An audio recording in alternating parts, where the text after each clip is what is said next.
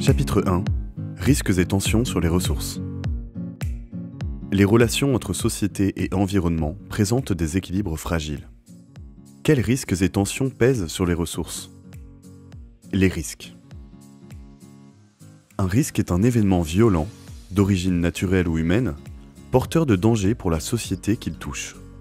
La gravité du risque se mesure en termes d'enjeux humains, c'est-à-dire le nombre de victimes, et d'enjeux économiques, c'est-à-dire les dégâts matériels. On distingue les risques naturels liés aux aléas naturels comme les cyclones ou les séismes, et les risques technologiques liés à l'activité humaine comme la pollution ou les explosions de sites industriels. Les sociétés sont de plus en plus exposées aux risques, surtout dans les grandes vallées et les littoraux très peuplés. Avec le développement, risques technologiques et naturels peuvent se combiner. Le changement climatique accentue par ailleurs fortement les risques climatiques. Mais les sociétés sont inégalement vulnérables. Les pays développés disposent d'importants moyens de prévention et de gestion. Les dégâts y sont surtout matériels. Les pays en développement sont en revanche très vulnérables. Les dégâts matériels y sont souvent moindres, mais le nombre de victimes y est bien plus important. Les ressources.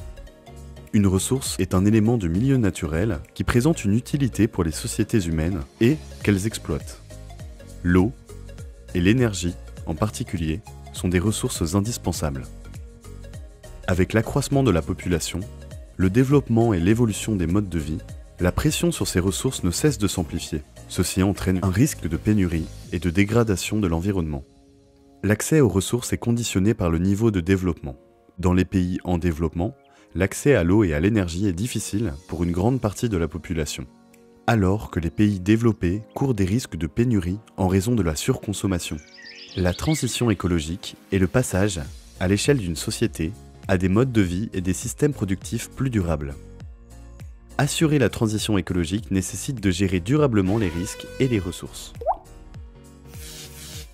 La préservation des milieux et des ressources permettra de lutter contre le changement climatique qui dégrade les conditions de vie des populations.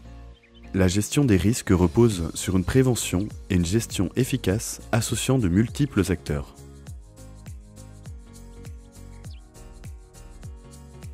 Les sociétés ne disposent pas toutes des moyens pour s'engager dans la transition écologique. Là encore, le niveau de développement reste déterminant.